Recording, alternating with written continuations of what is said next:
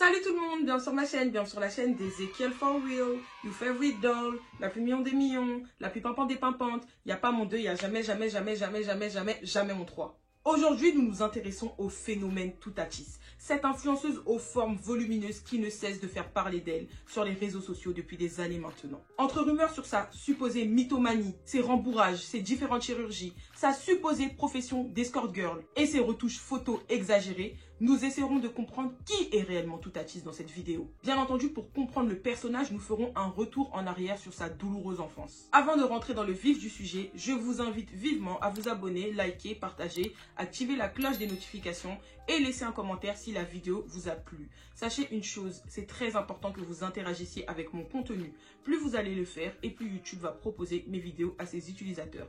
Plus YouTube va mettre mon contenu en avant sur sa plateforme. Donc donnez de la force la famille. Je vous invite également à aller me suivre sur Instagram parce que c'est là-bas que tout se passe, comme j'ai l'habitude de le dire. C'est là-bas que je partage avec vous mes photos de qualité, mon lifestyle, certains moments de ma vie. C'est aussi là-bas que je choisis avec vous de certains sujets que je vais aborder sur ma chaîne YouTube. Donc allez me suivre sur Instagram la famille, c'est très important aussi. Vous pouvez également me retrouver sur TikTok ainsi que sur Snapchat. Je suis active sur plusieurs plateformes, bien entendu en fonction des plateformes, le contenu que je propose est différent. Donc si vous ne voulez rien manquer, suivez-moi partout. Toutatis, de son vrai nom Jessie Melissa Barra, est une jeune influenceuse qui aura bientôt 21 ans. Et elle a choisi ce pseudonyme en référence au dieu celte qui se nomme aussi Toutatis, sur qui elle devait préparer un exposé lorsqu'elle allait à l'école. En travaillant sur cet exposé, elle écoutait la chanson du rappeur Niska, PSG, dans laquelle le nom de ce dieu celte est mentionné.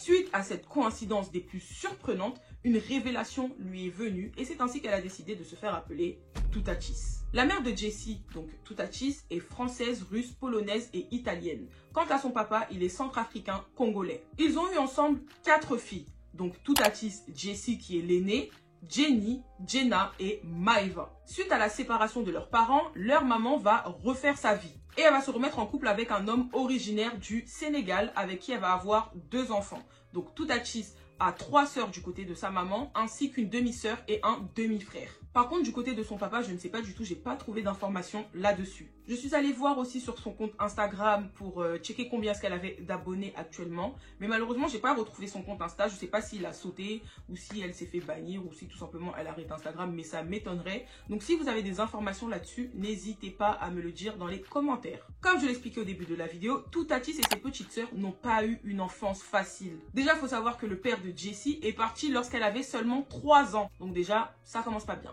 Dès qu'elle a atteint l'âge de 11 ans, elle et ses sœurs ont été placées en foyer. Pour cause, leur mère avait décidé de refaire sa vie avec le monsieur d'origine sénégalaise dont je vous parlais tout à l'heure. Donc, elle ne voulait plus de ces 4 filles qu'elle avait eues d'une précédente union. Pendant la relation de leur mère avec leur beau-père sénégalais, elles vont se faire battre.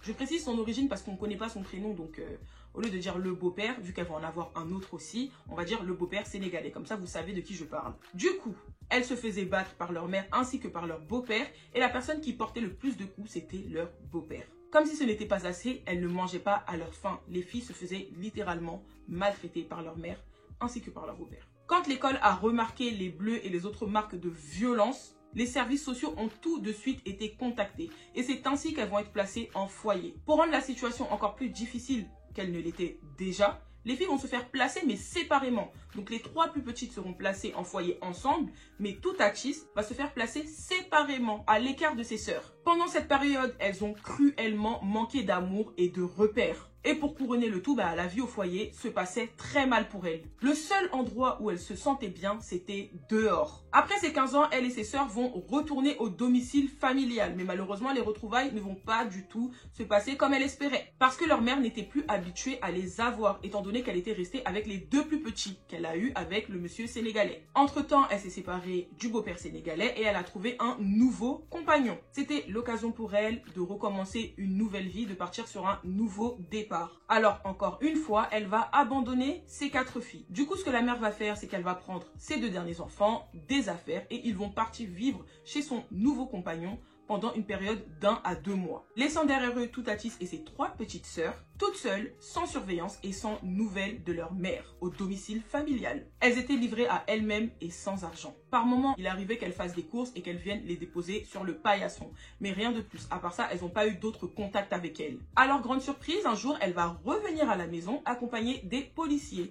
Et c'était tout simplement pour qu'ils puissent remettre ses filles en foyer parce qu'elles n'en voulaient plus. Et c'est à ce moment précis que leur grand-père, donc le papa de leur maman, va s'interposer et il va prendre la garde de ses petites filles. Il va décider de les prendre en charge. Jessie et ses petites sœurs pensaient du plus profond de leur être qu'un jour, elles allaient retrouver leur vie d'avant avec leur maman à la maison. Mais hélas, pour ne plus avoir affaire à ces filles, leur mère va vendre la maison, déménager, donc changer d'adresse, et changer de numéro sans les en avertir. Elle les a littéralement rayées de sa vie. Comme un malheur n'arrive jamais seul, les filles vont devoir quitter la maison de leur grand-père. Car la femme de celui-ci se plaignait du chamboulement que leur arrivée a créé dans leur couple. À la base, ils ne vivaient qu'à 2 et suite à l'arrivée de ces petites filles, se sont retrouvées à 6. Elles alternaient entre la maison de leur grand-père, la rue, chez des amis, la maison de leur grand-père, la rue, chez des amis. Je suis partie au foyer quand j'étais en 6e, ma soeur était en 5e, mes 2 sœurs étaient en 5e, Jessie était au lycée, ou en 3e.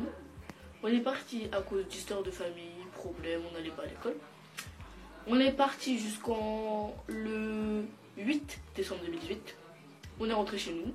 Et en ce moment, mon grand-père, il fait des phases. Du coup, on va chez moi, on ressort, on va chez moi, on ressort. Tout ça pour ne pas avoir à retourner au foyer. Face à cette situation de désespoir, elles vont tenter maintes et maintes fois de joindre leur mère sans réponse de sa part. Puis à force, c'est triste à dire, mais elles se sont habituées à l'absence de celle-ci. C'est comme ça qu'en 2019, l'aventure de Toutatis va commencer sur les réseaux sociaux pour pallier à ce manque d'amour et à l'abandon de ses 2 parents. Et ainsi, elle deviendra la Toutatis que l'on connaît aujourd'hui. Mais pourquoi Jessie Melissa Barra fait-elle tant parler d'elle? Premier point, elle s'est lancée sur les réseaux sociaux en étant une jeune mineure qui postait des photos d'elle très osées, sexy, dans des postures très suggestives pour une jeune fille de son âge. Elle était donc convoitée par des garçons de son âge, mais par des hommes bien plus matures et bien plus vieux qu'elle. D'ailleurs, ça m'a toujours dégoûtée. Deuxième point, c'est forme. C'est l'une des choses qui lui a permis d'être au cœur des discussions, des polémiques et même des questionnements. À la base, Jessie était assez fine, musclée, elle avait quand même des formes. Puis avec le temps, sa morphologie s'est complètement métamorphosée. Et elle a commencé à apparaître avec une nouvelle silhouette. Ses hanches, ses cuisses, ses fesses et sa poitrine avaient pris considérablement en volume. Tout cela en gardant une taille de guêpe intacte. Mon vrai corps sans chirurgie naturelle est vraiment incroyable. Franchement, merci à Dieu de m'avoir donné des aussi grosses fesses. À l'époque, d'après les témoignages de plusieurs personnes qu'il avait déjà croisées dans la rue, ces personnes avaient dit qu'elle n'avait pas du tout le même corps que celui qu'elle présentait sur les réseaux sociaux. Il paraît qu'elle rembourrait ses pantalons, qu'elle en portait plusieurs pour donner cet effet de cuisses et de fesses épaisses. Jogging avec lequel elle est venue le soir même, et j'ouvre et je vois il y a 3 pantalons, il y a ça, il y a lui et il y a lui, et il est rembourré. Putain, attends, comment je joue ça? Il est rembourré de serviettes. Le truc... Et même sa petite sœur l'a confirmé sur les réseaux sociaux. Dans son interview avec Sam Zira, que je vous invite vivement à aller regarder, elle admet clairement qu'à l'époque, elle jouait, et même maintenant, elle jouait sur ses formes et sur son côté hyper sexualisé pour faire parler d'elle. Parce que ça lui rapportait des vues. Plus de vues, plus de visibilité. Plus de visibilité, plus de demandes de partenariat. Et plus de partenariat, plus de pognon. Elle explique aussi que c'était un moyen pour elle d'attirer l'attention, car pendant son enfance, elle a manqué cruellement d'amour. Je pense que c'était la meilleure façon d'attirer du monde. Et pour moi, c'était une façon d'attirer du monde. Donc je faisais des stories même où je montrais toute ma vie, je snappais vraiment tout. Et ça ramenait du monde, même s'il fallait faire la bête, même s'il fallait faire des photos, voilà, même s'il fallait faire tout et n'importe quoi, tant que ça rapportait beaucoup de personnes, j'étais là. Et le fait qu'on parle d'elle, qu'on s'intéresse à elle, ça lui permettait de combler ce manque. Troisième point, ces photos ultra retouchées. Il est très commun de voir des influenceuses, des créatrices de contenu retoucher leurs photos, même des personnes qui ne sont pas influenceuses ni créatrices de contenu. Moi, par exemple, ça arrive que je puisse retoucher mes photos quand il y a 2-3 trucs qui ne me plaisent pas, quand j'ai envie de mieux faire ressortir mon maquillage ou même régler l'éclairage. Mais pour Tatis, vraiment, ces retouches, c'est vraiment exagéré. Surtout avant qu'elle ne fasse sa chirurgie esthétique. Parce qu'après la chirurgie esthétique, elle n'avait plus besoin d'autant modifier vu que tout ce qu'elle voulait modifier, elle l'a fait en allant chez le chirurgien. Elle modifiait son visage en affinant son nez, en ressortant ses pommettes, en affinant sa mâchoire, son menton, en tirant sur ses yeux. Alors le corps, on n'en parle même pas. Elle affinait sa taille, mais faut voir, vraiment taille de guêpe fois 1000. Les cuisses, c'était grossi, mais vraiment de manière grossière. Les fesses aussi, laissez tomber. Par contre, elle n'a jamais reconnu retoucher ses photos, ni même rembourrer ses vêtements. D'ailleurs, je sais pas si je l'ai dit tout à l'heure, mais en plus de rembourrer ses pantalons, elle rembourrait aussi ses soutiens-gorge. Voilà. Du coup, je pense que c'est pour ça que quand les gens la croisaient dehors, bah, ils étaient vraiment choqués parce que tu rembourres tes vêtements et en plus de ça, tu modifies tes photos sur le rembourrage. Donc, qu'est-ce qui est vrai au final? Par contre, elle a toujours clamé haut et fort, son corps est naturel. Donc, si elle dit qu'il est naturel, c'est qu'il est naturel. Qui sommes-nous pour la contredire? Pourtant, sur certaines photos, on voit bien que c'est retouché grossièrement, comme je le disais tout à l'heure. Elle peut être assise dans un canapé. On va bien voir que la cuisse a été étirée. Du coup, le canapé aussi va avoir la forme de la cuisse étirée. Enfin bref, on voit très bien, même un enfant de 3 ans serait capable de voir que c'est retouché, mais vraiment de manière extrême. Et un jour, je pense qu'elle en a eu marre de tout ça et qu'elle a franchi le cap de la chirurgie esthétique pour éviter d'avoir à faire toutes ces retouches et tous ces rembourrages. Les 3 seules opérations de chirurgie esthétique qu'elle a reconnues avoir faites, ce sont son augmentation mammaire, ses facettes dentaires, enfin ses couronnes, et des injections d'acide hyaluronique dans les lèvres. Pour son augmentation mammaire, elle a dit qu'elle voulait avoir la même poitrine que les nanas dans les animés japonais. Voilà pourquoi elle a choisi un bonnet aussi gros. Et quant aux injections d'acide hyaluronique dans ses lèvres, elle a reconnu les avoir retirées. Mais selon moi, et ça n'engage que moi, c'est mon avis, je pense aussi qu'elle a fait un BBL pour avoir le corps qu'elle a aujourd'hui. En grandissant, on peut prendre du poids avec la croissance, les hormones, mais s'il s'avère que ce n'est qu'une simple prise de poids, ce serait quand même assez étonnant. Parce que j'ai jamais vu une prise de poids aussi localisée. Genre tu grossis, mais tu grossis que dans les cuisses, dans les fesses et dans les hanches, comme par hasard. Surtout qu'il y a beaucoup d'influenceuses qui aiment mentir sur ce genre de choses. Par exemple, Mila Jasmine, au début, elle assumait pas sa chirurgie et elle disait qu'elle mangeait des pizzas et c'est ce qui lui faisait avoir le fessier qu'elle a. Putain, mais... Voilà, bah tu vois, ça passe. Oh, c'est quelle idée de se faire des en 2017. Bah écoute, c'est la pizza, hein. Va demander à mon pizzaïolo. Non mais sans déconner, ils sont plus gros que la tête. Et quelques années après, elle a reconnu avoir menti. En plus de ses injections d'acide hyaluronique dans les lèvres, si je me rappelle bien, elle avait fait aussi des injections dans son nez, mais elle n'avait pas aimé, du coup, elle avait retiré. Mais je pense qu'elle a dû en refaire à nouveau, ou peut-être elle a fait une rhinoplastie. Mais en tout cas, elle a touché à son nez parce que son nez est beaucoup plus fin qu'avant. Vous me direz que maintenant, il y a des nouvelles techniques de maquillage avec le contouring et tout. Mais le contouring, c'est pas non plus de la magie. En plus de tout ce que je viens de citer, je pense aussi qu'elle a touché à sa jawline. Donc tout ce qui est mâchoire, menton. Tout simplement pour avoir le visage plus fin. Parce que je me rappelle, en story, elle s'était plainte de la largeur de son visage. Elle expliquait que ça la complexait et qu'elle voulait y remédier. Et franchement, si c'était le cas, si tout ce que je dis est vrai, ça ne m'étonnerait pas. Avec tous les filtres qu'on utilise sur Snap, sur Instagram, toutes les possibilités de retouches photos telles que FaceApp, au bout d'un moment, c'était sûr que ça allait finir à en complexer certaines. Voilà pourquoi il ne faut pas en abuser. Et surtout, il faut rester le plus possible connecté à la réalité. Parce que si tu es H24 sous filtre, H24 sous FaceApp, au bout d'un moment, tu n'auras plus l'habitude de voir ton vrai visage. Et lorsque tu vas te retrouver face à un miroir, tu ne vas plus apprécier te regarder. 4e point, Toutati serait une menteuse pathologique. Elle aurait menti sur un supposé cancer, sur un supposé enlèvement, une séquestration imaginaire. Un jour, elle se serait filmée en sang, expliquant qu'elle s'était fait agresser. Apparemment, l'agression était fausse et il n'y avait pas ça qui était faux, le sang aussi l'était. Les amis, je me retrouve dans le 9-1, seule et sans défense, je vais faire mes ongles, sans sous-vêtements, gros sein, avec 2000 € dans mon sac et une carte de crédit dont le code est 4862. Ah là là, en espérant que personne ne me vole. Mon Dieu, je suis choquée. Je suis choquée. Dis ma mère, on m'a agressée. On m'a agressée. Moi, je suis sous le choc là. Là, je suis sous le choc. Elle mentirait aussi sur son corps en expliquant qu'il n'y a que ses seins qui sont refaits. Or, elle aurait fait un BBL. À l'époque, elle mentait sur son âge pour se donner cette image de jeune fille chargée malgré elle. Je me rappelle pendant très longtemps, elle disait avoir 17, 18 ans. Tout ça pour jouer en fait sur le questionnement qu'il y avait autour de son âge. Peut-être par peur de vieillir ou tout simplement parce qu'elle avait compris que ça faisait parler et que ça faisait le buzz. Parce que les gens se disaient mais quel âge a-t-elle? Regardez son corps, c'est pas possible qu'elle ait 17 ou 18 ans. Il y a plein d'autres mensonges, mais là j'ai parlé des plus flagrants et en plus dans tous les cas on n'est pas là pour dresser la liste de tous ces mensonges, cette vidéo, c'est pas dans le but de la descendre. 5e point, Toutatis a toujours réussi à faire parler d'elle, avec des dramas et des histoires toujours aussi surprenantes les unes des autres. Bien que je ne pense pas que tout soit vrai, parce que dans l'interview qu'elle a donnée à Samira, elle a expliqué qu'elle aime qu'on parle d'elle. Elle aime le buzz. Il y a cette fois où elle s'est retrouvée à l'hôpital parce qu'elle aurait pris un déodorant qu'elle aurait enfoncé dans un endroit où un déodorant n'a rien à y faire, si vous voyez d'où je parle,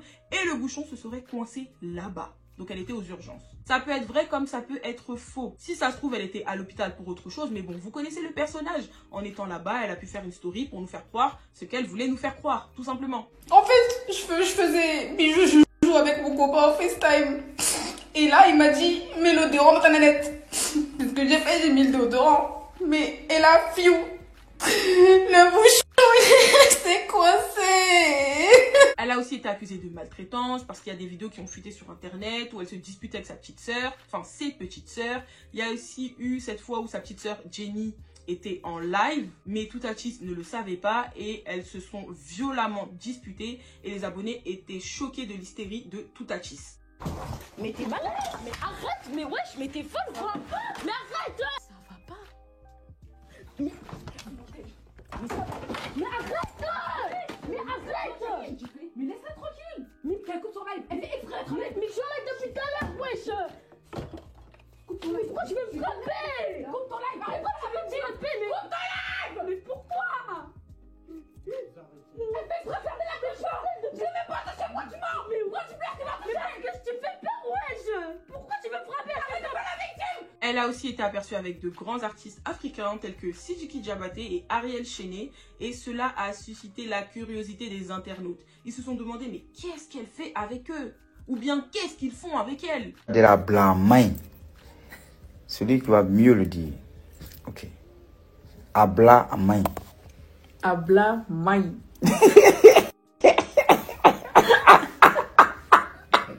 C'est ça, non? Ton accent est bizarre. Avec son ancien ami Polska, elles ont réussi à faire parler d'elle lors des manifestations contre la nouvelle réforme des retraites avec leur slogan « Les formes contre la réforme ». Paris en colère.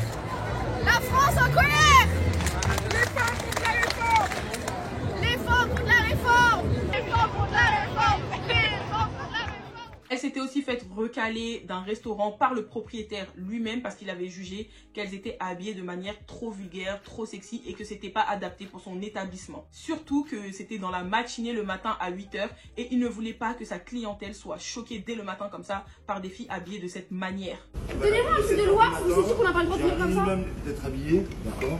On est habillé? On est habillé, c'est pas le problème, on est à Paris, monsieur. Vous n'avez pas le droit de faire ça sur Paris pour vous décolleter. Pas pour le matin, d'accord. Parce qu'en fin de soirée, ça sera en soirée, je dirais. Mais c'est vous qui écrivez les règles? Je comprends pas. Bah oui, c'est moi. C'est écrit. Mais c'est écrit. Ouais, mais c'est écrit où que dans Paris on n'a pas le droit? Bah, on va faire la police, alors c'est la discrimination. Bah ouais. Pas ce matin. Bah là, c'est la discrimination, on n'a pas le droit de faire ça. Appelle la police. Bah ouais, appelle la police. Et pour ces deux événements, ils avaient été invités par Cyril Hanouna sur le plateau de Touche pas à mon poste, ce qui leur a donné encore plus de visibilité. Récemment, elle et sa copine Polska, enfin son ancienne amie Polska, auraient mis un terme à leur amitié parce que Polska aurait découvert que Toutatis se cachait derrière un compte fake Twitter qui ne faisait que l'insulter, la dénigrer et dire des méchancetés sur elle. Ensuite, quelques temps seulement après cette histoire, elle a été accusée d'avoir couché avec le copain de l'une de ses copines proches qui l'avait invitée en vacances pour son anniversaire. Après la sortie de ce scoop des plus choquants, elle aurait, comme par hasard d'après les dires de certains internautes, tenté de se quick la vie. Et suite à cette tentative de se quick, elle serait tombée dans un coma de 48 heures. Mais les gens n'y croient pas du tout. Il y a une chose aussi qui emmène les gens à penser que l'histoire de sa tentative de quick et du coma ne sont pas vraies. C'est tout simplement parce qu'au moment où elle était censée être dans le coma, son compte Mime était actif. Pour ceux qui ne connaissent pas Mime et OnlyFans, ce sont tout simplement des plateformes privées où les membres postent du contenu intime payant. En parlant de ces plateformes, le contenu qu'elles proposent dessus, vous l'aurez bien compris, c'est du contenu sexuel, du contenu érotique. Par contre, elle dément toute activité d'escorting ou de prostitution. D'ailleurs, elle serait devenue millionnaire grâce à ça et en 2 ans, elle a gagné 2 millions. Et c'est d'ailleurs pour ça qu'elle tient toujours à alimenter le buzz qu'il y a autour d'elle, avec ses dramas, ses mensonges, ses photos sexy, parce qu'elle sait que ça lui rapporte de la visibilité. Et si elle a de la visibilité, c'est un moyen pour elle de faire la promotion de son activité parallèle. Donc, plus d'argent pour la jeune demoiselle. Ce que je reproche à Toutatis et à bien d'autres influenceuses, c'est leur manque de transparence lorsqu'elles font de la chirurgie esthétique. Pourquoi crier haut et fort que son corps est naturel alors que c'est tout simplement le résultat de la chirurgie? Vrai corps sans chirurgie naturelle est vraiment incroyable. Franchement, merci à Dieu de m'avoir donné des aussi grosses fesses. Ce qui m'énerve encore plus, c'est que malheureusement, ça peut complexer des adolescentes qui sont en pleine construction et en plein développement de leur corps. Elles vont penser que justement leur corps n'est pas normal par rapport à ces filles-là. Pour moi, les influenceuses les plus vicieuses, c'est celles qui vont vendre des produits miracles ou même des programmes sportifs pour avoir le même corps qu'elles, alors qu'on sait très bien que c'est le résultat de la chirurgie. On sait très bien qu'elles sont passées sur le billard en fait. Et du coup, ça peut en inciter certaines à faire de la chirurgie pour leur ressembler. Moi, j'aimerais que ces influenceuses-là prennent conscience qu'elles ont une responsabilité et qu'elles prennent le temps au moins d'expliquer les conséquences de ces chirurgies, les dangers. Je vois très peu d'influenceuses qui ont fait des BBL expliquer que le BBL est l'une des opérations les plus mortelles, avec un patient sur 3000 qui en décède. Par contre, attention, je ne dis pas que les corps en forme de sablier, ventre plat, cuisses et fesses volumineuses n'existent pas naturellement. C'est pas du tout ce que je suis en train de dire. Ce que je suis en train de faire là, c'est de dénoncer les influenceuses qui ont recours à la chirurgie esthétique, mais qui ne l'assument pas. Ce que je reproche aussi à Toutatis, c'est le fait qu'elle glamourise son activité sur Mime et OnlyFans. Et ces stories peuvent encourager, malheureusement, des jeunes filles à faire comme elle. Elle montre que sans trop d'efforts, elle est devenue millionnaire. Elle est toujours entre 2 avions, dans les meilleurs hôtels, meilleurs restaurants, meilleurs palaces du monde, juste en vendant des photos et des vidéos sexy d'elle. Et ce que je déplore le plus, c'est qu'à aucun moment, elle fait de la prévention sur son activité. À aucun moment, elle parle de l'envers du décor. Faire rêver les autres, mais à quel point? Et justement, ce que j'ai bien aimé avec son ancienne copine Polska, c'est que dans l'une des vidéos qu'elle a postées sur YouTube, elle a expliqué pourquoi est-ce qu'elle avait arrêté OnlyFans. Elle a parlé de l'envers du décor. Elle ne voulait plus du tout être l'exemple de certaines filles par rapport à la plateforme OnlyFans. Parce qu'il y a énormément de filles qui s'identifiaient à elle et qui la prenaient comme exemple pour s'inscrire sur OnlyFans ou pour encore poster des photos ou des vidéos sexy sur les réseaux sociaux. Elle recevait même des messages où des filles lui disaient « Merci Polska, c'est grâce à toi si maintenant j'ose poster des photos dénudées sur les réseaux sociaux » et elle ne voulait plus du tout qu'on l'associe à tout cela. Ce n'est plus du tout ce qu'elle veut véhiculer. Dans sa vidéo préventive, elle explique qu'elle regrette et qu'à cause de son activité, sa sœur s'est faite harceler à l'école. Et un jour en fait, donc moi j'ai une petite sœur, et donc ma petite sœur était au collège, et je savais qu'elle se faisait déjà un peu harceler par rapport au fait que ce soit ma sœur. Mais là en fait, un jour ça a été la goutte de trop, elle est venue me voir, je voyais qu'elle était pas bien, et je lui ai dit mais qu'est-ce qui se passe? Et elle m'a dit qu'en fait à l'école, ça lui avait montré des photos de moi sans soutif et tout sur les réseaux. Et du coup quand elle m'a dit ça, je me suis dit mais quel genre de sœur je suis en fait? Genre qu'est-ce que je leur envoie comme image? Genre c'est ça genre? C'est merde en fait, t'es pas une grande sœur. Pardon. Elle explique aussi que certains de ses contenus privés OnlyFans avaient fuité sur internet et que donc tout le monde pouvait y avoir accès, même ses parents. Et du coup, à présent, elle est obligée de payer une personne chaque mois jusqu'à la fin de sa vie pour voir si aucun contenu n'a fuité et ne s'est retrouvé sur internet. Et du coup, si c'est le cas, la personne est chargée de les supprimer. À ses débuts sur la plateforme, il y a des gens de son entourage qui avaient essayé de la dissuader de continuer pour elle, pour son avenir, pour celui de ses futurs enfants, mais elle ne voulait rien écouter. Elle disait qu'elle s'en fichait et ce sont ses dires. Elle a aussi dit qu'elle était dans une énergie de bad BITCH. Donc elle en avait que faire. Mais aujourd'hui, alors qu'elle n'a même pas encore d'enfant, elle regrette déjà. L'argent c'est bien, mais à quel prix? Et vous les filles anonymes qui vous lancez, enfin si vous vous lancez, sachez que vous allez probablement regretter plus tard. Et ça va pas, vous n'allez pas regretter pour les 30 000 euros. Vous allez regretter pour des quoi? Pour les 200-300 euros, allez 1000 euros en plus par mois. Ça vaut pas le coup. Vraiment là je vous parle, j'essaie d'être bienveillante, j'essaie d'être une grande sœur, une bonne grande sœur que j'ai pas été pour ma petite sœur.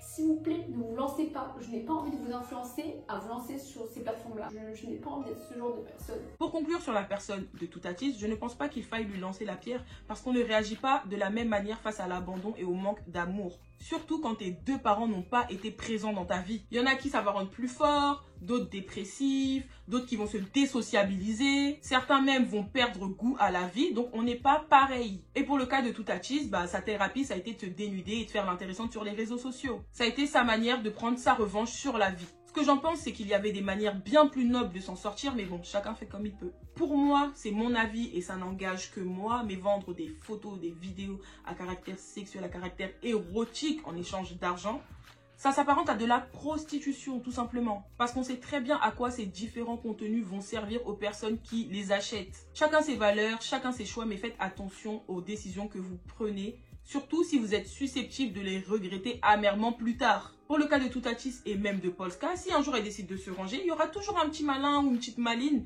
qui va lui rappeler son passé, qui va lui ressortir ses vidéos, ses photos et même ses nudes d'OnlyFans et de mimes. Et je vous assure, il n'y a rien de plus frustrant que quelqu'un qui veut changer mais à qui on rappelle toujours ce qu'il faisait dans le passé. D'un côté, ça me fait vraiment mal au cœur parce qu'il y a certains enfants qu'on retire de leur famille pour les sauver, mais lorsqu'on les ramène en foyer ou en famille d'accueil, ça se passe vraiment pire même qu'à la maison. En fait, j'ai l'impression que tout le monde dégrade là-bas. Personne glow up.